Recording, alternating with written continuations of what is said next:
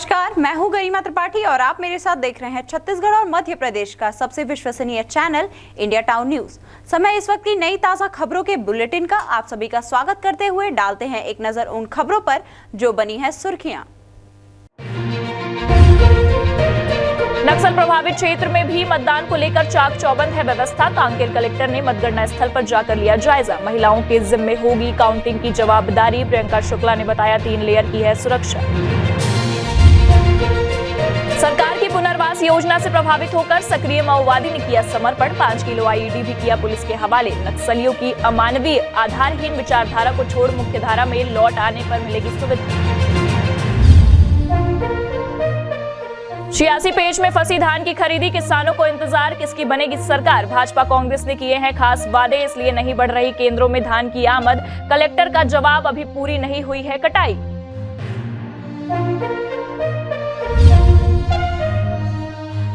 मौसम ने ली करवट तो बढ़ा बीमारियों का खतरा। स्वास्थ्य विभाग ने जारी की एडवाइजरी, बच्चों को हो सकती है सांस लेने में दिक्कत। बुजुर्गों को सलाह, सावधान रहे, स्वस्थ रहे।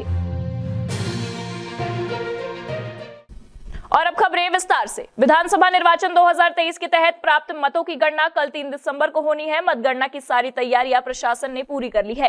कांकेर जिले की तीनों विधानसभा के लिए मतगणना कल सुबह 8 बजे से शुरू हो जाएगी।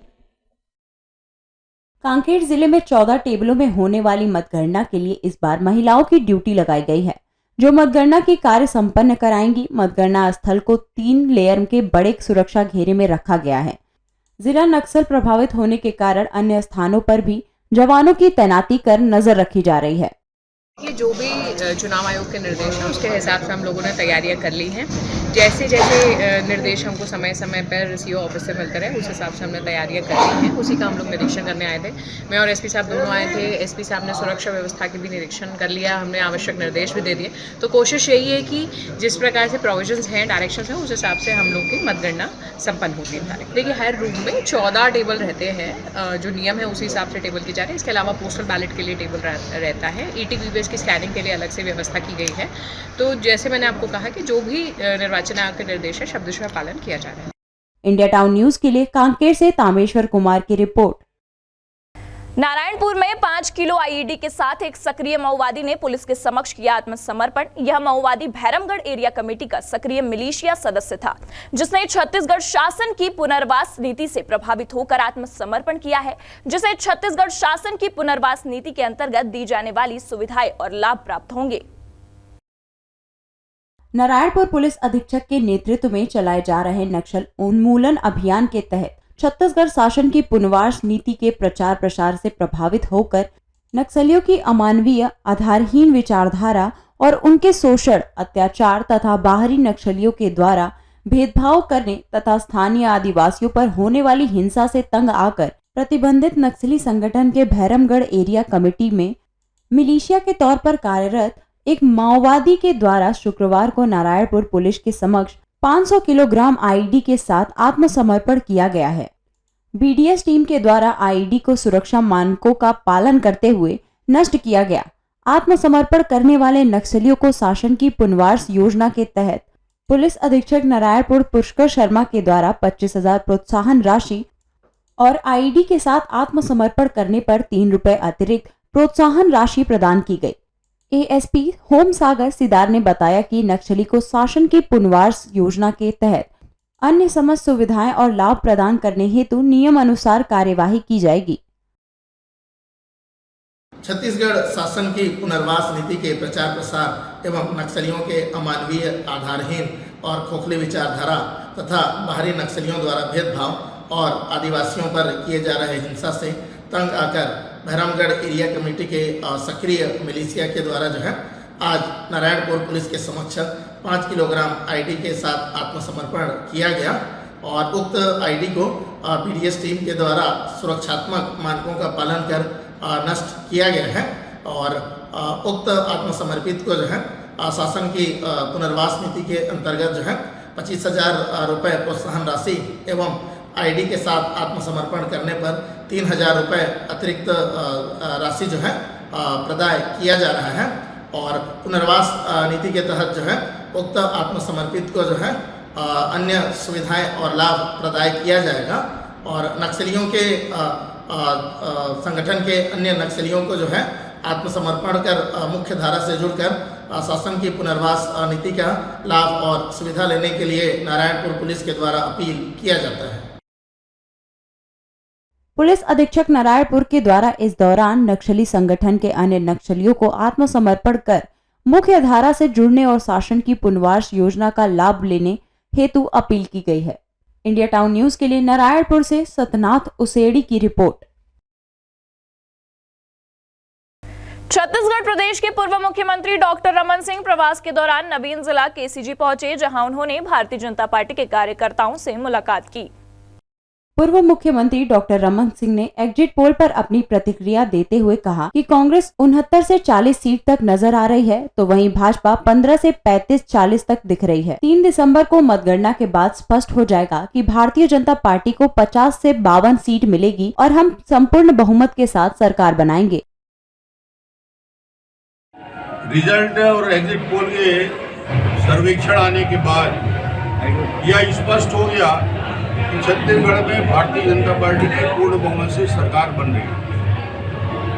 एग्जिट पोल का जो नतीजा होता है वो रुझान दिखाता है, और ये रुझान जो आया है एग्जिट पोल में वो दिखाता है कि कांग्रेस की क्या हालत हुई है। कांग्रेस 69 सीट से घटते घटते एग्जिट पोल के 3-4 नतीजे में 40 और 42 तक आके रुका है, और वही बीजेपी का 15 सीट से बढ़ के 48 और 46 सीट दिखा रहा है। तो बीजेपी का ग्रोथ जिस प्रकार के दिख रहा है, रुझान दिख रहा है, ये दोनों के चार्ट को देखेंगे तो कांग्रेस बहुत तेजी के साथ नीचे जा रहा है और भारतीय जनता पार्टी उतने ही तेजी के साथ 48 सीट तक पहुंच के ये दिखा रहा है कि भारतीय जनता पार्टी के पक्ष में बेहतर माहौल है। इंडिया टाउन न्यूज के लिए खैरागढ़ से तुलेश सिन्हा की रिपोर्ट। बलरामपुर जिले में समर्थन मूल्य पर 1 नवंबर से धान की खरीदी शुरू की गई है और धान खरीदी को 1 महीने पूरे बीत गए, लेकिन जिले के 49 धान खरीदी केंद्रों में से 8 धान खरीदी केंद्रों पर महज 2000 क्विंटल धान की खरीदी हो पाई है। बाकी धान खरीदी केंद्रों में बोहनी तक नहीं हुई है। ये सभी धान खरीदी केंद्र वीरान पड़े हैं। यह समझ से परे है कि आखिर किसान धान बेचने में रुचि क्यों नहीं ले रहे हैं। जिले में समर्थन मूल्य पर धान खरीदी करने के लिए कुल 49 धान खरीदी केंद्र बनाए गए हैं, जहां जिले के 48,259 किसान अपना धान बेच सकेंगे। वहीं इस बार जिले में धान की खरीदी बायोमेट्रिक के जरिए थंब लगाकर की जाएगी, जिसको लेकर मंडियों में पूरी तैयारी भी कर ली गई है और किसानों का बेसब्री से इंतजार किया जा रहा है। बावजूद इसके किसान धान खरीदी केंद्र में धान बेचने नहीं पहुंच रहे हैं। हालांकि देखा जाए तो जिले में धान की फसल की कटाई और गाहनी का काम अभी तक चल रहा है। इसी वजह से धन उपार्जन केंद्र पूरी तरह से खाली पड़े हुए हैं और धान थ्रेसिंग करके घर में रखा हुआ है, लेकिन हम इसलिए नहीं मंडी में ला रहे हैं क्योंकि हम लोग असमंजस में हैं कि कौन सी सरकार बैठेगी, अब कितने पैसे। सभी सरकारें अलग अलग तरह के दाम फिक्स किए हुए हैं। अब कितना पैसा किस सरकार, कौन सी सरकार बैठेगी, कितना पैसा मिलेगा, इस असमंजस में हम लोग अभी भी धान लेके नहीं आ रहे हैं। कर्ज माफ़ी की बात हुई तो एक सरकार ने कर्ज माफ़ी करने के लिए बोले हैं और दूसरे ने कर्ज माफ़ी का वादा भी नहीं किया है। तो कर्ज माफ़ी होगा कि नहीं होगा वो देखते हुए अब 2-4 दिन वेट कर लेता हूँ, तब तक धान की साफ़ सफाई भी हो जाएगा और धान तैयारी भी हो जाएगा। धान की खरीदी में विधानसभा चुनाव में एक बड़ी वजह रही है। प्रदेश में पहले और दूसरे चरण के मतदान खत्म होते ही किसानों को धान की खरीदी सुनिश्चित करने में कई असमंजस सामने आ रहे हैं। दरअसल हाल ही में हुए विधानसभा चुनाव में कांग्रेस किसानों की कर्ज माफी के साथ 3200 रुपए की दर से 20 क्विंटल प्रति एकड़ धान खरीदी का वादा किया है, तो वहीं भाजपा ने 3100 की दर से प्रति एकड़ 21 क्विंटल खरीदी घोषणा की है। साथ ही 2 साल के बकाया बोनस देने का भी वादा किया है। वजह यही है कि किसान 3 दिसंबर का अब वाट जो रहे हैं ताकि नई सरकार की नई नीतियां का लाभ उठा सके। मेरे को अभी तक ने आभास नहीं हुआ है कि किसके शासन सत्ता में मैं धान बेचूं, कौन मेरे को फायदा दे सकता है। के चलते अभी तक हम धान नहीं बेचे हैं, दांव के रखे हैं घर में, लेकिन जब मैंने वो डिसीजन आएगा उस दिन मैं धान लेके जाऊंगा। वहीं धान खरीदी के संबंध में जिले के कलेक्टर ने भी माना कि अभी कटाई चल रही है, दिसंबर जनवरी माह में ही खरीदी बढ़ेगी। इस साल जिले में 49 खरीदी केंद्रों पर धान की खरीदी की जाएगी। अभी 5 से 6 समितियों में जो है धान खरीदी की गई है, उसकी मात्रा काफी कम है। और अभी चूंकि धान कटाई चल रहा है और कटाई पूरी हो ही नहीं पाई है, इस कारण से धान की आवक अभी कम है। और अगर पिछले सालों का भी जिले का अगर ट्रेंड देखते हैं तो धान खरीदी केंद्रों में धान की खरीदी जो है दिसंबर और जनवरी में ही मुख्य रूप से हुई है। चुनाव में राजनीतिक पार्टियों में धान खरीदी को लेकर कई बड़े वादे किए, कर्ज माफी की बात कही गई। इसलिए 3 दिसंबर यानी नई सरकार के गठन का इंतजार किसान कर रहे हैं, जो नई सरकार की नई नीतियों को समझकर धान बेचेंगे। इंडिया टाउन न्यूज के लिए बलरामपुर से कुलेश्वर कुशवाहा की रिपोर्ट। छत्तीसगढ़ में 90 विधानसभा सीट का भविष्य 3 दिसंबर को जनता के सामने आ जाएगा, जिसको लेकर अब तैयारी भी पूर्ण कर ली गई है। साथ ही पूरे देश में एग्जिट पोल सामने आ चुके हैं, जहां छत्तीसगढ़ के एग्जिट पोल के अनुसार प्रदेश में फिर से कांग्रेस सरकार बनती दिखाई दे रही है। तो वहीं भाजपा, जो कि पिछले चुनाव में सिर्फ 15 सीटों पर सिमट कर रह गई थी, इस बार बेहतर करती दिखाई दे रही है। हमारे संवाददाता शैलेश सिंह ने कांग्रेस और भाजपा के कार्यकर्ताओं से एग्जिट पोल को लेकर बात की। एग्जिट पोल को लेकर क्या प्रतिक्रिया है कांग्रेस और भाजपा में, आइए जानते हैं। सीतापुर विधानसभा में हमेशा कांग्रेस जीतती आई है और इस बार भी पूर्ण बहुमत से हमारी सरकार बन रही है। और सीतापुर में भी हमारे पूर्व मंत्री जो अभी हैं, अभी वही जीत रहे हैं। अभी भी नहीं, वही अपने जो कर्ज माफ़ी हुआ, धान का रेट अपना बढ़िया दे रहे हैं और अपना जो विकास किया गया है उसके चलते अब किसान खुश हैं, ताकि दोबारा फिर से उन्होंने कांग्रेस पर भरोसा किया, इसलिए कांग्रेस सरकार की जीत तय है। देखिए, छत्तीसगढ़ में पूरा परिवर्तन का माहौल था, ये तो निश्चित है। घोटालेबाजों की सरकार थी, भ्रष्टाचार के दुनिया भर के आरोप थे, महादेव ऐप का सट्टा बाज़ार का आरोप लगा था। और ये जो खेल है ना, अभी ये सब सट्टा बाज़ार का खेल है। भारतीय जनता पार्टी पूर्ण बहुमत से सरकार बनाएगी और छत्तीसगढ़ में भी सरकार बनेगा, MP में ही बनेगा और राजस्थान में ही बनेगा। सीतापुर से तो हम जीत रहे हैं, भारतीय जनता पार्टी निश्चित रूप से सीतापुर से जीत रही है। नहीं, बिल्कुल कांग्रेस की सरकार नहीं बनेगी। पिछले बार भारतीय जनता पार्टी की मात्र 15 सीट थी और अभी एग्जिट पोल उनको 40 से 50 सीट तक बता रहा है। जीत भारतीय जनता पार्टी की है। वो ऊपर थे, ऊपर से नीचे आ रहे हैं, हार उनकी है। नहीं, सरकार तो फिर से बन रही है और एग्जिट पोल पिछले 5 साल पहले भी यही लगभग था, लेकिन हमारा कांग्रेस सरकार 69-70 सीट लेके आई थी। इस बार भी लगभग वही सीट लेके आएगी। सीतापुर से जीत रहे हैं, 20,000 प्लस से जीत रहे हैं। सीतापुर के जनता पुनः अमरजीत भगत को फिर से विश्वास जिताया है और आगे भी 20 सालों तक जताते आएगा। कांग्रेस का विकास, कांग्रेस गरीबों के बारे में सोचती है, किसानों के बारे में सोचती है। कांग्रेस ठग दी है। कांग्रेस किसानों को जो बोला उससे बढ़कर धान का मूल्य दिया। बीजेपी सरकार बोल के भी पीछे हटा, ना बोनस दिया, कुछ नहीं। इससे जनता सब जान चुकी है बीजेपी सरकार ठग सरकार है। इस कारण कांग्रेस पुनः आ रही है। देखिए, छत्तीसगढ़ में पूर्ण बहुमत से भारतीय जनता पार्टी की सरकार बन रही है और छत्तीसगढ़ ही नहीं, पूरे 5 राज्यों में भारतीय जनता पार्टी की सरकार बन रही है।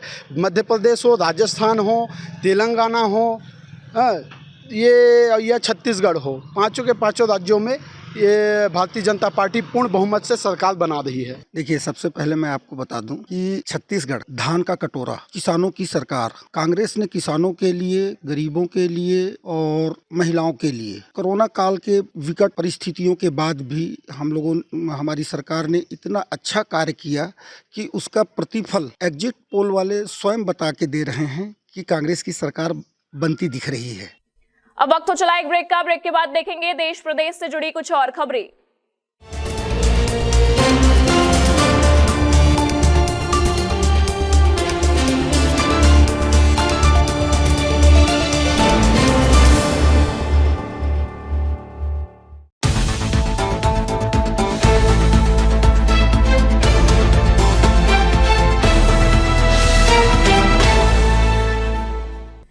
ब्रेक के बाद आपका स्वागत है। सूरजपुर में मौसम के करवट बदलने के साथ ही मौसमी बीमारियां लोगों को अपनी गिरफ्त में ले रही हैं, जिससे अस्पतालों में सर्दी खांसी के मरीजों की संख्या में बढ़ोतरी देखने को मिल रही है। मौसम में बदलाव को देखते हुए स्वास्थ्य विभाग ने गाइडलाइन जारी की है। जिला चिकित्सा अधिकारी आर सिंह ने बताया कि मौसम के बदलने के साथ सर्दी, खांसी, बुखार के मरीजों में बढ़ोतरी हुई है। स्वास्थ्य मंत्रालय ने फ्लू लाइक सिंड्रोम एवं बच्चों को सांस लेने में होने वाली दिक्कत को देखते हुए गाइडलाइन जारी की है, जिसमें पर्याप्त मात्रा में ऑक्सीजन की व्यवस्था के साथ लैब की व्यवस्था करने जैसे निर्देश जारी किए हैं, ताकि अगर भविष्य में ILI के केसों में बढ़ोतरी हो तो स्थानीय स्तर पर ही PSC और CHC सेंटरों में लोगों को चिकित्सा सुविधा मुहैया कराई जा सके। विभाग बीमारी से लड़ने के लिए पूरी तरह से तैयार है। अभी जो सर्दी, खांसी, बुखार के मरीजों की संख्या लगातार बढ़ रही है, के लिए गाइडलाइन जारी हुए है। हमारे देश में भी इनकी ज्यादा बढ़ने की संभावना है, तो उसके लिए राज्य शासन से और हमारे विभाग के अपर मुख्य सचिव मैडम के तरफ से एक लेटर जारी हुआ है कि तैयारी करके रखें। यदि किसी भी स्थिति में केस जैसे ज्यादा बढ़ते हैं तो उनको लोकल स्तर पे ज्यादा से ज्यादा मैनेज किया जा सके।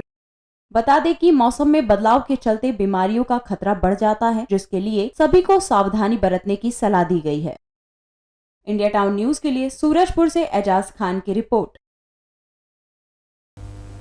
नारायणपुर वन विभाग को बखरूपारा स्थित एक फर्नीचर मार्ट में अवैध रूप से सागौन चिरान का बड़ा जखीरा पकड़ने में सफलता मिली है, जिसकी कीमत 7 लाख रुपए से अधिक है।